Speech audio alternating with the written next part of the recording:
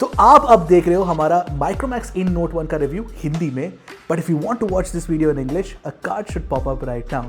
तो चलिए हिंदी रिव्यू का आरंभ करते हैं। तो रिव्यू स्टार्ट करने से पहले मैं वो माइक्रोमैक्स का चीनी कम वाला जो मार्केटिंग टैक्टिक है which was aimed directly at the Chinese brands in India, उसके बारे में ज़रा बात करना चाहता हूँ। फॉर्मूला काफ़ी सिंपल है। बेसिकली नेशनलिज्म का जो लहर बन रहा है अभी हमारे कंट्री में, उसका फ़ायदा उठाकर माइक्रोमैक्स हमारे इमोशंस को जगाना चाहता था।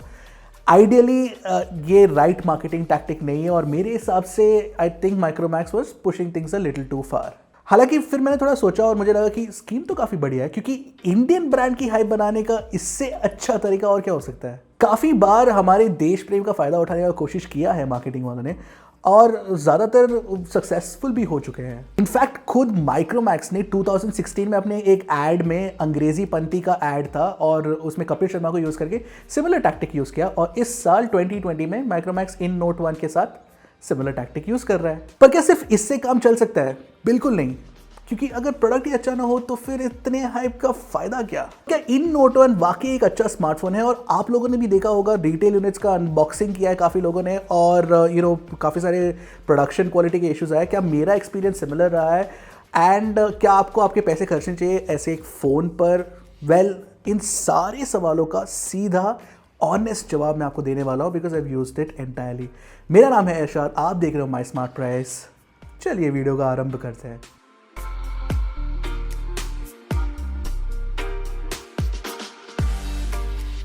इन नोट 1 का डिज़ाइन काफ़ी हद तक इस बजट के बाकी सारे फ़ोन्स की तरह है।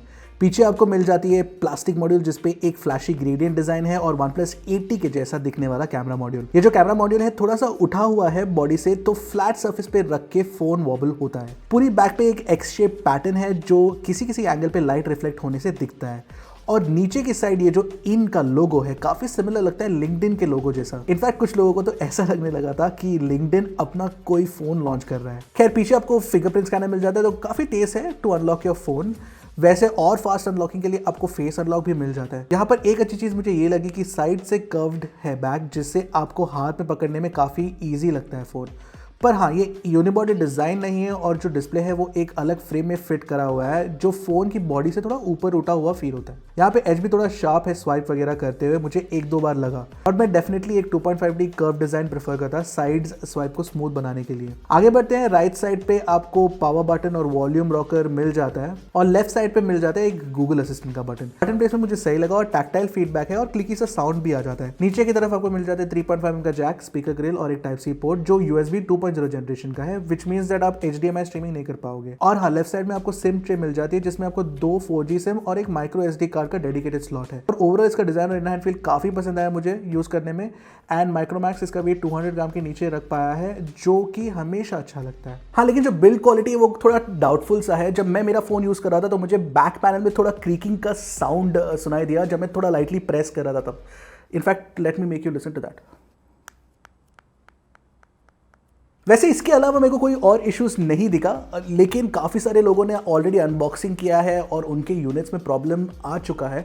सो मे बी एक क्वालिटी कंट्रोल का इशू हो सकता है। तो फिर मेरे हिसाब से even if you are buying this phone, एक केस ज़रूर यूज़ कर लेना, क्योंकि ये प्लास्टिक बॉडी है, you don't want to break it.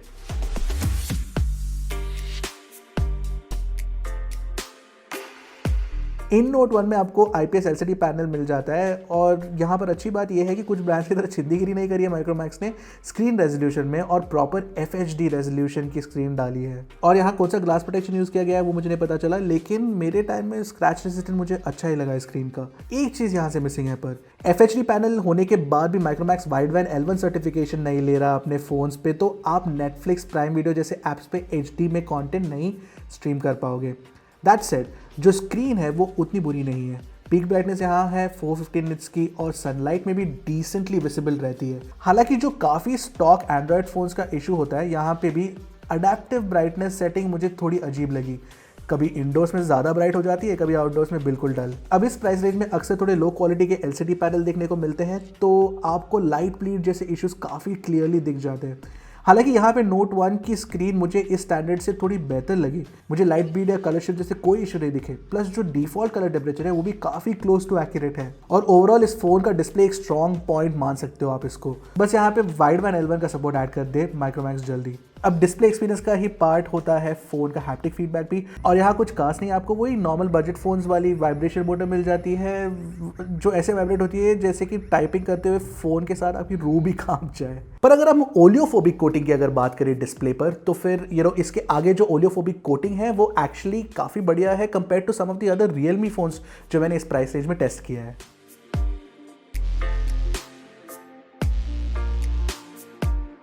अगर मुझे एक सिंगल रीजन चूज करना हो आपको ये माइक्रोमैक्स इन नोट 1 रेकमेंड करने के लिए, it would be the almost talk Android experience जो आपको ये फ़ोन के साथ मिल जाता है। वो एक्सपीरियंस ब्लोटवेयर फ्री है और काफ़ी लाइट वेट भी है, वो ज़्यादा स्टोरेज आपके फ़ोन में नहीं खाता है। मैंने ऑलमोस्ट इसलिए बोला क्योंकि कुछ चेंजेस किए हैं माइक्रोमैक्स ने यहाँ पे, जैसे कि क्विक सेटिंग्स पैनल, माइक्रोमैक्स का अपना डिज़ाइन है, और कुछ इंटेलिजेंट असिस्टेंस फीचर्स है यहाँ पे जो जेस्चर्स एंड शॉर्टकट्स के लिए है। इन्हीं में से एक फीचर 3 फिंगर स्क्रीनशॉट वाला, जिसपे काफ़ी कंट्रोवर्सी भी हुई थी कुछ दिन पहले। बेसिकली इसको ऑन करके डिस्प्ले की मल्टी टच फंक्शनैलिटी खत्म हो जाती थी और आप सिर्फ 2 फिंगर से खेल सकते थे गेम्स।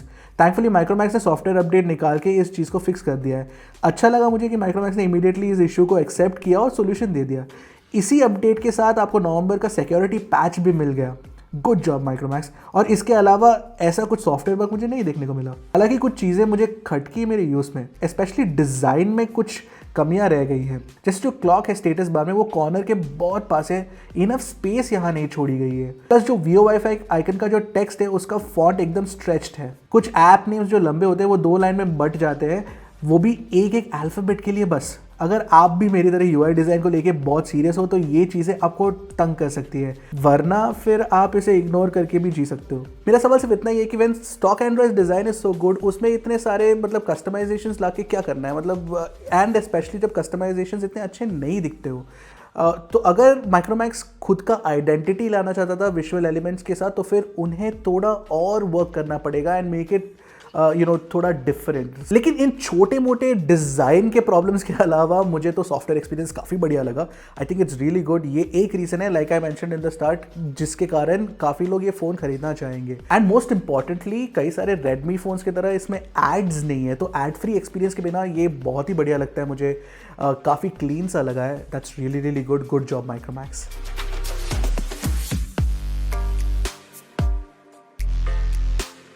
इन नोट 1 का कैमरा एक्सपीरियंस ही इसकी सबसे बड़ी वीकनेस है शायद। वैसे यहाँ पे आपको क्वाड कैमरा सेटअप मिलता है। 48 MP का प्राइमरी कैमरा है, एक 5 मेगापिक्सल का अल्ट्रा वाइड एंगल कैमरा है और 2 MP के डेप्थ और मैक्रो सेंसर्स हैं।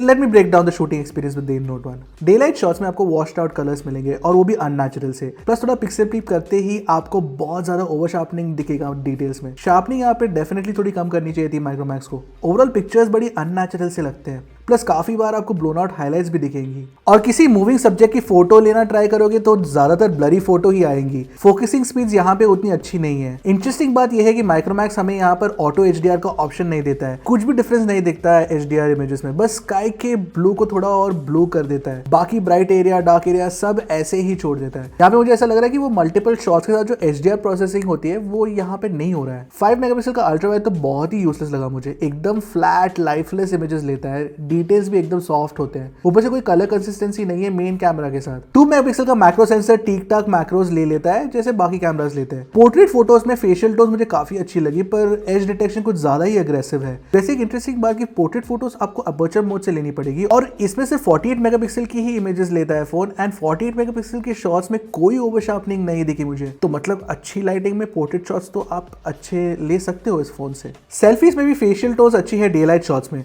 इनफैक्ट लो लाइट सेल्फीज भी ज्यादा बुरा नहीं है, पर इंडोर सेल्फीज थोड़े म्यूटेड और ओवर शार्पेंड लगी मुझे। प्लस सेल्फी में कुछ भी डायनामिक रेंज करेक्शन नहीं होता, जो कि एक बड़ी प्रॉब्लम है बिकॉज हाइलाइट्स ज्यादा ओवरब्लोन हो जाते हैं। सेल्फी पोर्ट्रेट्स में डिटेल्स थोड़े सॉफ्ट है, पर एज कटआउट काफी ठीक ठाक लगा मुझे। ओवरऑल सेल्फी परफॉर्मेंस थोड़ी इनकंसिस्टेंट तो है, पर थोड़े पेशेंस के साथ आप अच्छी सेल्फीज निकाल सकते हो यहाँ से। लो लाइट परफॉर्मेंस मुझे यहाँ पे काफी सरप्राइजिंग लगी। नाइट मोड यहाँ पे काफी डिसेंट काम कर लेता है और आपको एटलीस्ट ऊपर से अच्छी दिखने वाली इमेजेस मिल जाती है। ये इमेजेस को सिर्फ ब्राइट ही नहीं बल्कि थोड़ा इश्यूज भी फिक्स कर देता है। जैसे इस शॉट में आप देख सकते हो कि जो ओवर एक्सपोज दिवाली लाइट्स हैं उनको इसने कंट्रोल कर दिया नाइट मोड के साथ। हालांकि अगर ज्यादा ही डार्क सिचुएशन हो जैसे इस फोटो में, तो आप देखोगे कि नाइट मोड से ग्रीनिश सी नॉइस ऐड हो जाती है पूरी फोटो में। पर खैर ये तो बजट फोन के कैमराज में होते ही हैं इश्यूज, तो that's not a problem. Video recording में इन नोट 1 काफी पीछे रह जाता है। आपको कोई स्टेबलाइजेशन नहीं मिलती है 1080p 30 fps वीडियो में, प्लस जो ऑडियो रिकॉर्डिंग है वो भी बहुत ही बुरी है। डिटेल्स भी सॉफ्ट है, शैडो में नॉइस भी काफी है। वीडियो रिकॉर्डिंग के लिए बिल्कुल अच्छा नहीं है फोन। फ्रंट कैमरा की वीडियो रिकॉर्डिंग फिर भी ठीक ठाक है, कलर्स और स्किन टोन अच्छे हैं, पर वही कुछ स्टेबलाइजेशन नहीं है और ऑडियो रिकॉर्डिंग भी बहुत बेसिक सी है। Now I am directly into the light और आप देख सकते हो कि वीडियो रिकॉर्डिंग का क्वालिटी कैसे है, एंड ऑफ कोर्स साउंड का भी कैसे लगा आपको क्वालिटी, आप जरूर कमेंट्स बता दीजिएगा। इनमें से जो कुछ इश्यूज हैं उसे सॉफ्टवेयर अपडेट से फिक्स किया जा सकता है, and I hope Micromax is working on it. लेकिन अगर कुछ इश्यूज की बात करें जैसे कि अल्ट्रा वाइड एंगल कैमरा का performance, then the hardware itself उसको चेंज करना पड़ेगा। होप करता हूँ कि कोई वहाँ पे हो जो जी कैम बिल्ड बना दे एक माइक्रोमैक्स इन नोट 1 के लिए, ताकि कैमरा एक्सपीरियंस और ज़्यादा बेहतर हो जाए। Let's wait and watch. In note 1 में आपको मिल जाता है मीडियाटेक का हीलियो G85 SoC, जो इस टाइम इस प्राइस रेंज में सबसे पावरफुल प्रोसेसर है, और इसके क्लोजेस्ट कंपटीशन है Redmi Note 9, Narzo 20, और इनमें भी सेम चिप मिलता है आपको। जाहिर सी बात यह है कि परफॉर्मेंस में भी यहाँ ज़्यादा फर्क नहीं है। यहाँ आप ये भी देख सकते हो कि तीनों फोन्स के बेंचमार्क रिजल्ट्स भी काफ़ी आसपास ही है। खैर ये तो सिर्फ बेंचमार्क नंबर्स है, रियल लाइफ यूसेज में भी इन नोट 1 काफ़ी ठीक ठाक लगा मुझे। थोड़ा बहुत स्टटर थे कभी कभार, जो कि हार्डवेयर सॉफ्टवेयर ऑप्टिमाइजेशन की कमी की वजह से है, पर उसके अलावा इस लाइटवेट सॉफ्टवेयर की वजह से ओवरऑल लैग वगैरह कम ही मिले मुझे, और मैं ज़्यादा परेशान नहीं था इसके परफॉर्मेंस से। मोस्ट इंपॉर्टेंटली इसकी गेमिंग परफॉर्मेंस से मैं ज़्यादा इंप्रेस था। ऐसा कुछ गेमिंग बीस्ट नहीं है, पर मैंने इस पे COD के मैच खेले मीडियम सेटिंग्स पे और मुझे मज़ा आया।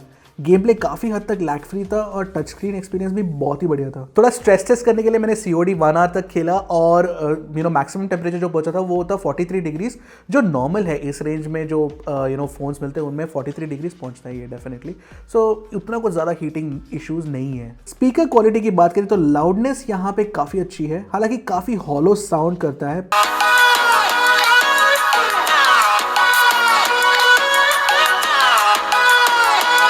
हेडफोन जैक टेस्ट करने के लिए मैंने अपने वानमो ट्रिपल ड्राइवर्स यूज करे, और वो भी काफी एवरेज ही साउंड करे। ये ईयरफोन्स वैसे तो काफी दमदार है, पर इस फोन के थ्रू वो मजा नहीं आ पाया साउंड का। वायरलेस ऑडियो भी मोरलेस सेम लेवल पे ही था। मतलब ओवरऑल ज्यादा उम्मीदें मत ही रखना इस फोन के ऑडियो परफॉर्मेंस से। इट्स गुड इनफ, बेसिक है, but it's not the best. अब इन नोट 1 में आपको 5000 mAh की बैटरी मिलती है, जो अब स्टैंडर्ड बन चुका है इस सेगमेंट में, और बैटरी लाइफ यहाँ पे अच्छी ही है। मेरे यूसेज में मुझे 7-8 घंटे का स्क्रीन ऑन टाइम मिल रहा था, जो कि ज्यादातर लोगों के लिए एक दिन निकालने के लिए काफी होना चाहिए। चार्जिंग स्पीड यहाँ पे 18 वॉट की मिलती है, लेकिन चार्जिंग सिचुएशन थोड़ी अजीब है। कभी कभी ये चार्जर फास्ट चार्जिंग की जगह नॉर्मल चार्जिंग करने लगता है, और ये पता भी नहीं चलता आपको। तो मेरे पहले चार्जिंग टेस्ट में मुझे 3 घंटे लगे 0 to 100 पहुंचने के लिए। इस बात को मैं ट्विटर पे काफी और रिव्यूअर्स से मेरी चर्चा हुई, और उन्होंने कहा कि मैं कुछ गलत कर रहा हूँ। तो फिर मैंने दोबारा चार्जिंग टेस्ट किया, एंड 0 to 100 सेकेंड टाइम मेरे को 2.5 आवर्स में फुल हो गया था, जो मुझे एक्सेप्टेबल स्पीड सा लगा। So which is good with the 18 watt charger. एक एरिया जहां पर माइक्रोमैक्स ने इन नोट 1 के साथ तबाही मचा दी है, वो है उसके नेटवर्क परफॉर्मेंस में। This is such a basic thing. आप एक स्मार्ट फोन खरीद रहे हो, फोन भी होना चाहिए, फोन के क्वालिटीज भी अच्छे होने चाहिए। सो यू डू गेट इसमें 5 GHz का wifi, which is basically very very good. काफी सारे फोन्स में इस प्राइस रेंज में नहीं मिलता है, तो that is definitely a good feature to have. Plus मैंने इस फ़ोन को एयरटेल के 4G नेटवर्क में यूज़ किया गुड़गांव में, और मुझे 4G प्लस कैरियर एग्रीगेशन मिल गया था। वीओ वाईफाई भी मिल जाता है, कोई प्रॉब्लम नहीं है। और धनंजय टेक की वीडियो में उन्होंने तो बताया कि उन्हें डुअल वीओ वाईफाई भी मिल गया था। तो अगर आप डुअल सिम और डुअल वीओ वाईफाई यूज़ करना चाहते हो तो वो भी आपको मिल जाता है। That's really really good. Plus इसका जो ईयरपीस का क्वालिटी है, प्लस माइक का क्वालिटी है, बहुत ही बढ़िया है। कॉल्स का क्वालिटी जो है, it is actually better than Xiaomi phones that I have tested in this price range. तो that is one thing that I am really really happy to report कि माइक्रोमैक्स ने काफ़ी काम किया है इस पर, and that's very very good job Micromax.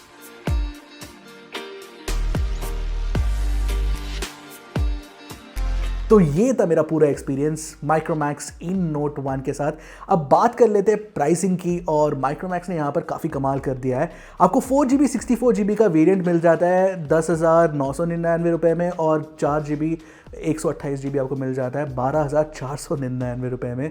So that is very good pricing, और प्राइसिंग एक्चुअली मैच कर दिया है माइक्रोमैक्स ने कॉम्पिटिटर्स के साथ। माइक्रोमैक्स का अप्रोच यहाँ पर काफ़ी क्लियर है। इस प्राइस रेंज में बेस्ट प्रोसेसर, प्लस उसके ऊपर स्टॉक एंड्रॉयड देकर आपको एक स्मूथ एक्सपीरियंस देना चाहता था। काफ़ी हद तक ये अप्रोच वर्क कर जाता है। हाँ, आपको 2-3 बग्स मिल जाते हैं एंड ऑफ कोर्स यूआई में डिज़ाइन इनकंसिस्टेंसीज हैं, लेकिन इतना भी प्रॉब्लम है मुझे ऐसा नहीं लगा। और ऐसा नहीं है कि बाकी फ़ोन्स में सॉफ्टवेयर बग्स नहीं होते हैं।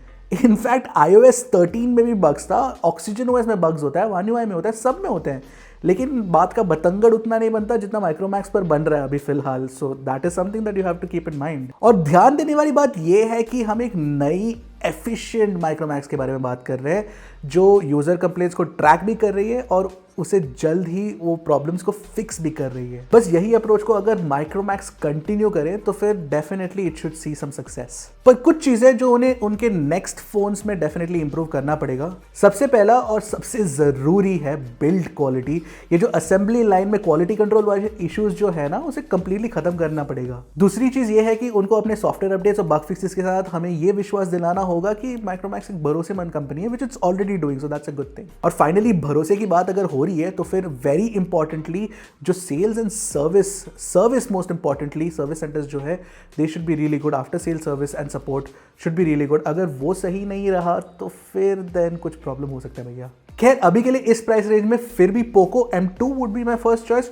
क्योंकि उसमें आपको 6GB रैम मिल जाता है, बेटर बिल्ड क्वालिटी मिल जाता है और कैमरा परफॉर्मेंस थोड़ा और रिलायबल है compare to the Micromax in note 1।